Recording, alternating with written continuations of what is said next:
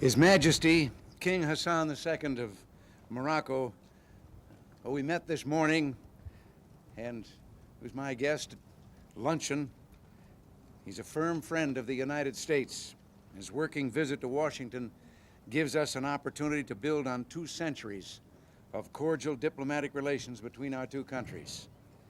It's a real personal privilege and pleasure to have His Majesty as our guest. King Hassan is the leader of a great nation at the crossroads of 2 continents lying on NATO's southern flank at the entrance to the Mediterranean. It has deep ties to Africa, Europe, the Middle East, and the whole Islamic world. We therefore discuss not only bilateral relations, but a wide range of regional and global issues. I deeply value the depth of experience and breadth of vision that His Majesty brings to the issues of profound mutual concern. His Majesty briefed me on the latest developments in his efforts to reach a peaceful settlement of the conflict in the Western Sahara, and I expressed my admiration for his support of the OAU, Organization of African Unity, referendum. We discussed opportunities for continued progress in the Middle East and agreed to continue a strategic dialogue on security issues. We reviewed the progress that we've achieved in augmenting our bilateral relations. The Binational Committee for Economic Relations that Secretary Baldrige chaired last January, the Joint Military Commission that held its first meeting last month, and the agreement establishing a binational commission for cultural and education exchange that Secretary Haig signed in Morocco in February. We considered other opportunities for closer cooperation between our 2 countries in private investment, trade, and other areas. And I expressed to His Majesty the great value the United States places on cooperation with him and on friendship with Morocco, a country that stood with us at our independence, fought at our side during the Second World War, and joins with us today in the quest for world peace and security. Your Majesty, we're honored to have you here, and we bid you welcome. Mr. President, I shall try to be understood against and even my very bad English, but I shall try to speak the language of the heart to thank you very deeply, you and your government and your people, for your hospitality.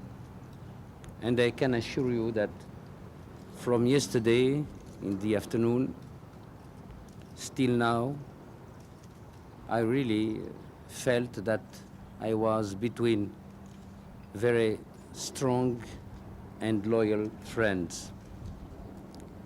Naturally, the nature of the problems of the United States and the nature of our problems in Morocco, they have not the same volume, and they are not at the same level. But the nature is the same. Our problems, like yours problems, are to live in the dignity, in the freedom, and in the way of life which our people chose for themselves, and for the future. A big ocean is between United States and Morocco. But we must, each day, after each day, we must try to build a bridge of solidarity and understanding. We can, or you could sometime, you and I, have not the same analysis or the same position for one punctual situation in the world. That is the sign of your independence and our independence, and the sign of our free exercise of our sovereignty as you are free to exercise your sovereignty. But the important is to see and to know that always, as before, Moroccan people and American people are ready and will be ready always to fight for the same ideal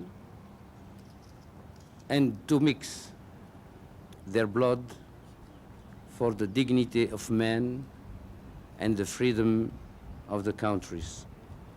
Again, Mr. President, I thank you very warmly for your hospitality, and I wish for your country prosperity and glory, and for yourself health and success. Thank you. That's just fine. Thank you very much. Well, we should be part. Now, you've all heard what you got to talk